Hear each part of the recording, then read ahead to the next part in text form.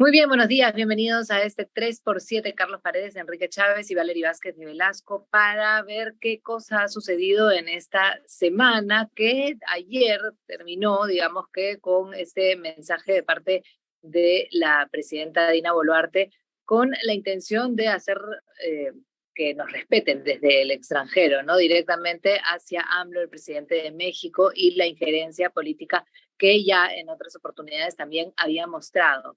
El hecho es que Dina se muestra firme en algunas cosas y, sin embargo, toda la situación interna parece que está pasando, al menos las protestas que se mantiene en Puno, a un segundo plano, mientras que ella comienza a mostrar que está gobernando, que está avanzando en su gestión por el país. Hay una mirada de lo que ella hace hacia afuera y otra de lo que está haciendo hacia adentro, y eso podría ser el primer tema que tocáramos o que toquemos esta mañana para este 3x7, 21 minutos del podcast de Caretas. Carlos. Sí, mira, la presidenta ha respondido de manera enérgica a la intromisión sistemática, diría yo, y personal del presidente mexicano Andrés Manuel López Obrador, que no responde a una política de la Cancillería mexicana. Esto me lo han contado diplomáticos de carrera allá en México. Y claro, la gota que rebasó el vaso fue esta visita de Lilia Paredes a AMLO, para decir porque se trata de una mujer excepcional y que una vez más el gobierno de Dina Boluarte es un gobierno espurio. Lo que ha hecho el gobierno es dar un mensaje diplomático contundente, retirando al embajador Manuel Talavera, embajador de Perú en México, y esta mañana ya en el peruano ha salido la resolución suprema dando por terminadas las funciones del embajador. Esto quiere decir formalizando la medida política anunciada ayer por la presidenta, y lo que hace es avanzar en esta política internacional porque daba la impresión que la narrativa de Pedro Castillo y sus socios políticos en la región estaba avanzando, se estaba inoculando esta idea de que el golpe lo había propiciado el Congreso, que era un golpe parlamentario, y que a él lo habían destituido simplemente por un hecho racista, ¿no? Clasista, que no soportaban que era un humilde rondero y campesino al mando de la nación, y solamente por eso se olvidan del golpe de Estado. Eugenio Zaffaroni, este abogado penalista argentino que llegó a ser miembro de la Corte Interamericana de Derechos Humanos, su presidente además, se ha encargado de presentar esta narrativa desde el punto de vista legal, y lo que está haciendo el gobierno es simplemente responder, y algunos reclaman incluso que se nombre una comisión plenipotenciaria de políticos, empresarios, sociedad civil, y que vayan de país en país explicando la realidad de lo que está sucediendo en el Perú. Pero básicamente se trata de eso, creo yo. Responde de alguna forma Dina Boluarte a los problemas con México, a una situación que, como tú dices, ya se ha dado bastantes veces, sistemáticamente, pero sin embargo no responde el Ministerio Público y tampoco está respondiendo al llamado de protesta que continúa en algunas regiones, como decía yo, porque ayer de pronto sale como haciendo fuerza, ¿no? Con todo su equipo y está ya, bueno, lo que también se le pide, ¿no? Gobernando. Pero claro, no hace caso a esta situación de nos vamos todos, igual que el Congreso. Es mi mirada. Enrique, la tuya. Sí, hay un argumento más que una opinión por ahí. Me gustaría rescatar un argumento que me parece interesante que ha ido desarrollando el gobierno o algunos voceros del gobierno, que va por el lado de si Dina renuncia, no se sabe lo que podría pasar, ¿no? No se sabe lo que podría pasar en el sentido que el Congreso incluso podría, este Congreso además podría terminar convocando elecciones solamente presidenciales. Ese es un argumento persuasivo interesante para quienes demandan la renuncia de Boluarte pensando que eso desencadenaría elecciones generales, ¿no? Entonces ahí hay un argumento que me parece importante. Luego, hablando de este tema internacional, efectivamente me parece que la canciller Gervasi se está imponiendo una línea, digamos, más firme, pero claro, lo que estaba hablando Carlos, de esta batalla de la narrativa que tiene mucho que ver con lo de López Obrador, los argumentos de Zaffaroni, el recurso presentado por Walter Ayala ante el Sistema Interamericano de Derechos Humanos para que sea repuesto Castillo, todo esto va en esa línea.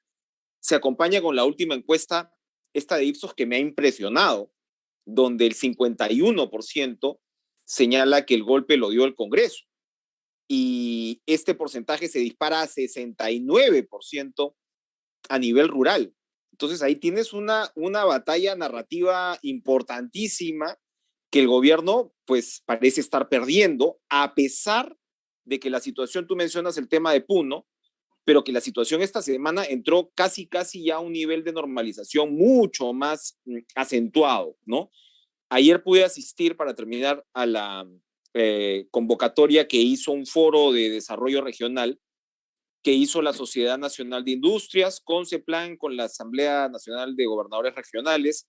Lo inauguró Boluarte y al lado tenía a Roel Sánchez, el gobernador regional de Arequipa, que hace pocos días en realidad pidió su renuncia, ¿no? Y por supuesto tenías a la Sociedad Nacional de Industrias, a Jesús Salazar Nishi, que la presenta ella como presidenta constitucional de la República. Es decir, en muchos casos los actores que hasta hace poco le daban la espalda, ya se sientan con ella a la mesa, ¿no? Entonces, todo eso se está combinando en un escenario donde, como además señalas, queda el gran pendiente que es responder por los muertos, ¿no? Que es sin duda fundamental dentro de este esquema, pero insisto, al mismo tiempo que el gobierno, no sé si fortalecer es la palabra, ¿no? Pero por lo menos se asienta y eso creo que marca una diferencia muy grande con las semanas anteriores, ¿no?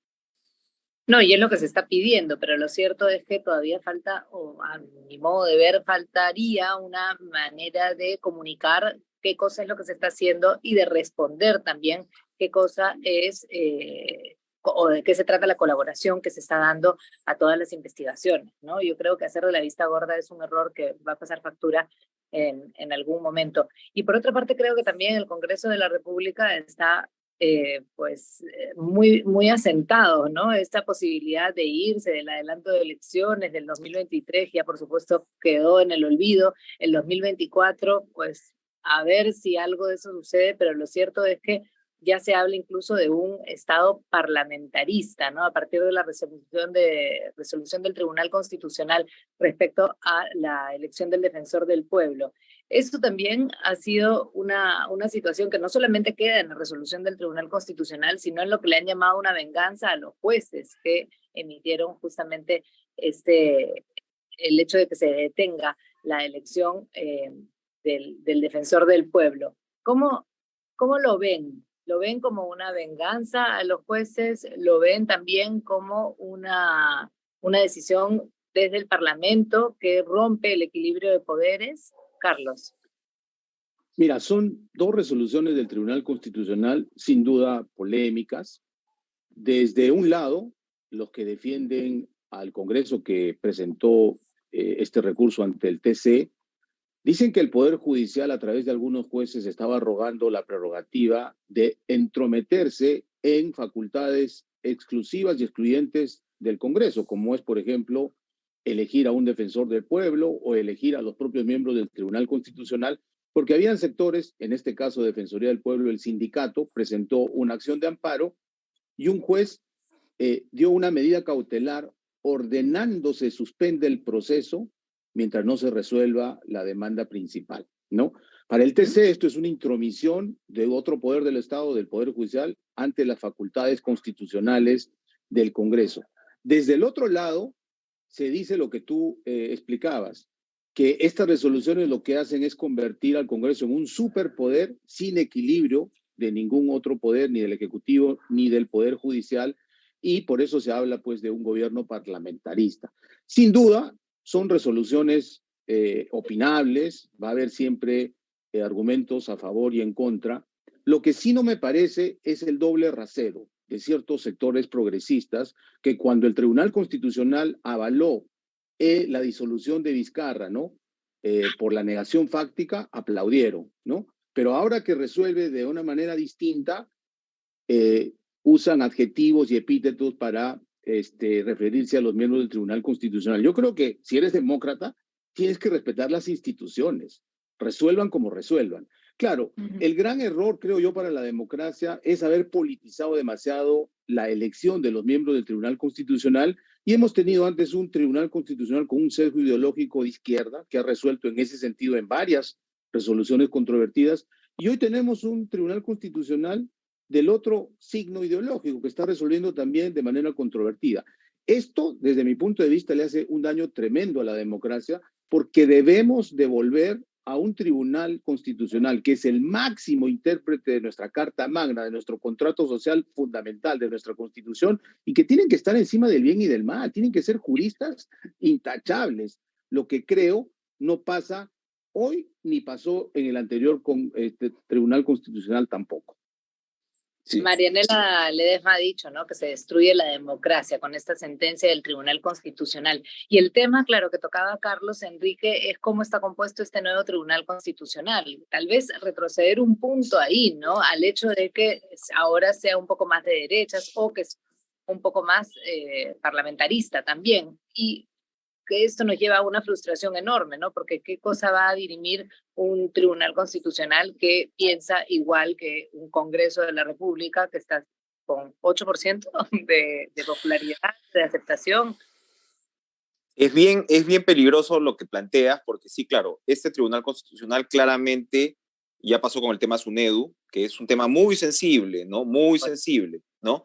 Y claro, está respondiendo mucho, yo creo, a quienes los eligieron, y de hecho el Congreso se precia de haber podido cambiar a toda la conformación del Tribunal Constitucional, lo que debería ser bueno, pero por otro lado lo que vemos es que, claro, representó un pacto político bien marcado, y como, claro, dice Carlos, no es novedad en ese sentido, pero lo que sí preocupa particularmente es que termines, digamos, fortaleciendo esta suerte de gobierno parlamentarista en un momento, como señalas, que el Congreso, digamos, o sea, que se convierta en noticia nacional un buffet que no era buffet al final, o sea, no era todos los días, era solamente para los días del Pleno, que se habló de 80 soles por comida y resulta que era 80 soles para el desayuno, el almuerzo y la cena. Y esto ha generado una controversia, pero inacabable, y despierta la indignación ciudadana de una forma, pero, digamos, exacerbada.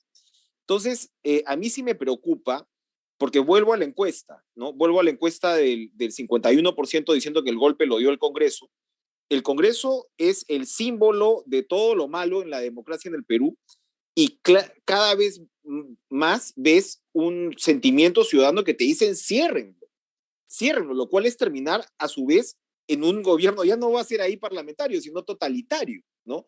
Entonces es un dilema bien grave el que está atravesando la democracia peruana con el papel que representa el Congreso. Y claro, a mí sí me preocupa que lo que sigas enviando son mensajes de concentración de poder en el Parlamento en circunstancias como la actual, ¿no? Eso es lo que preocupa realmente, y claro, no ves un liderazgo en el Congreso que vaya a contrapesar eso. Claramente ellos están apuntando a quedarse hasta el 26, ¿no? Hay posibilidades de que sea hasta el 24, pero es una suerte de círculo vicioso que claro, que tampoco sabe uno si va a cambiar con las próximas elecciones, ¿verdad? O sea, eso nada nos dice, ¿no?, que vayamos a tener un mejor Congreso, y esta institución, como digo, representa para la ciudadanía los males, ¿no?, de lo público, que, repito, me preocupa muchísimo, porque la alternativa es un gobierno totalitario o autoritario, ¿no? Eso creo que hay que verlo con mucho cuidado. Claro, y Carlos, solamente para cerrar ese tema, ¿tú también crees que, por ejemplo, la Defensoría del Pueblo,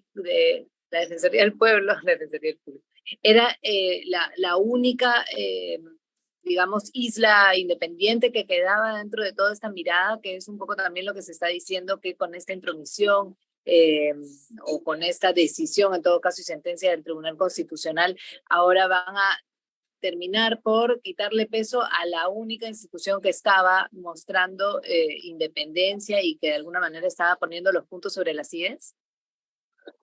No, mira, yo creo que para la elección del nuevo defensor del pueblo, porque la doctora Rebollar es, como sabemos, interina, ya se han producido en el Congreso 2 comisiones. La primera se desactivó por razones de protestas, básicamente del sindicato y de una parte de la sociedad civil progresista.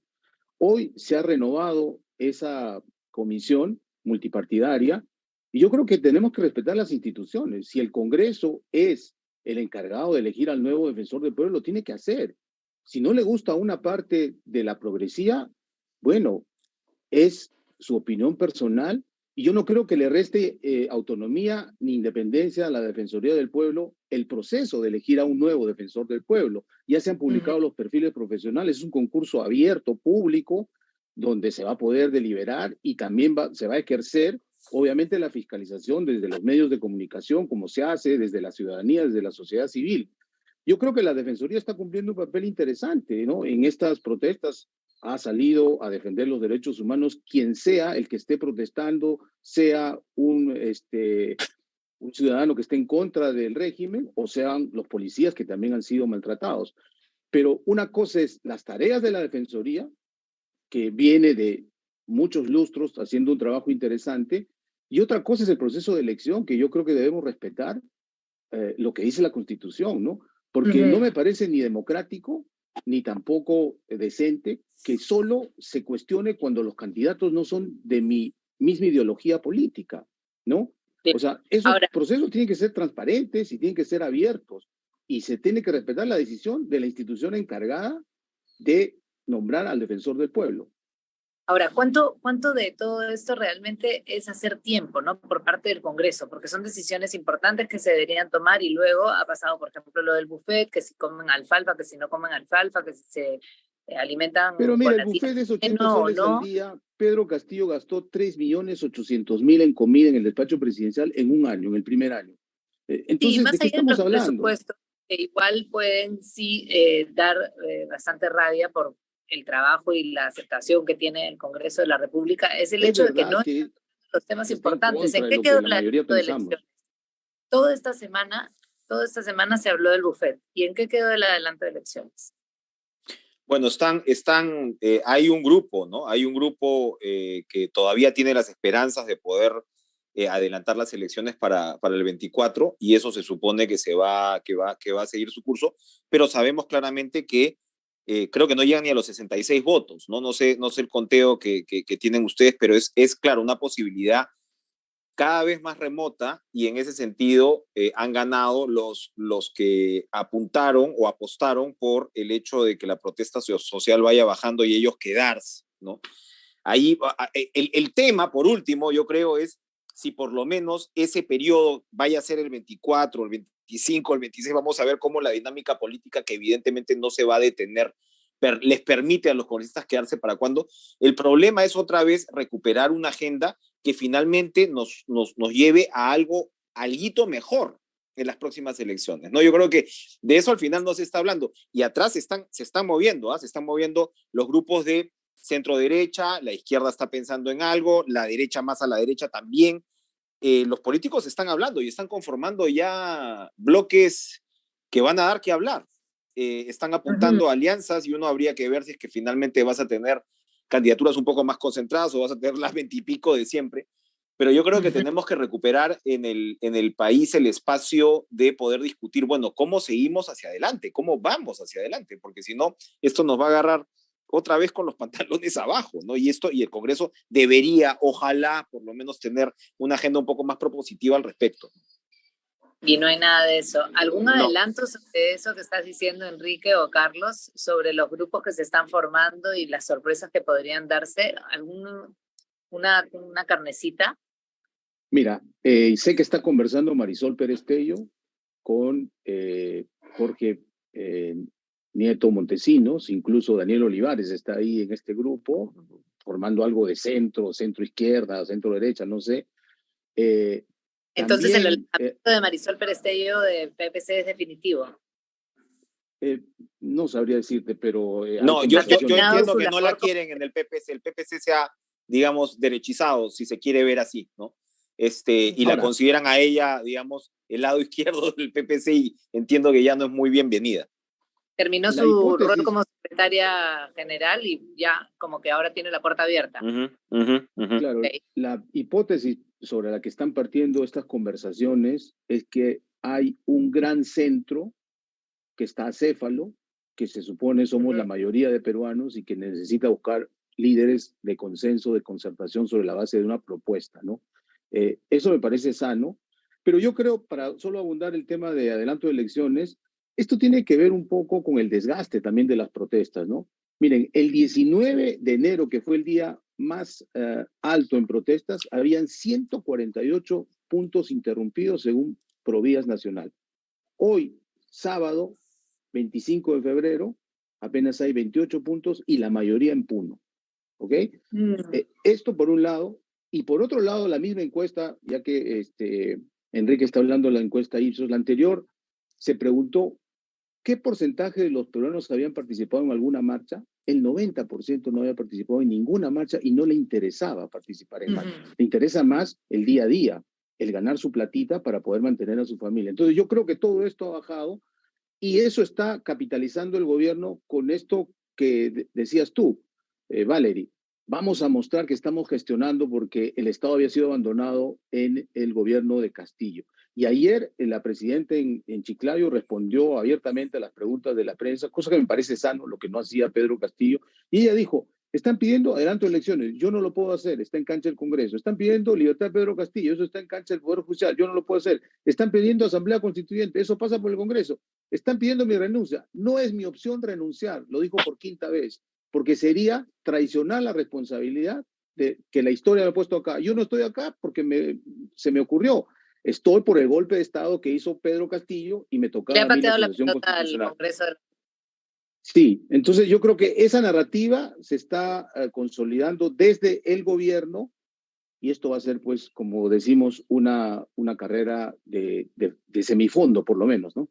Y yo creo que hoy día vamos a tener carrera de semifondo, vamos a pasarnos unos minutos. Enrique. No, para reforzar lo que pedías de los datos estos de las candidaturas, claro, hay además un bloque más, digamos, todos se dicen de centro ahora, pero claramente más de centro derecha, pues, ¿no?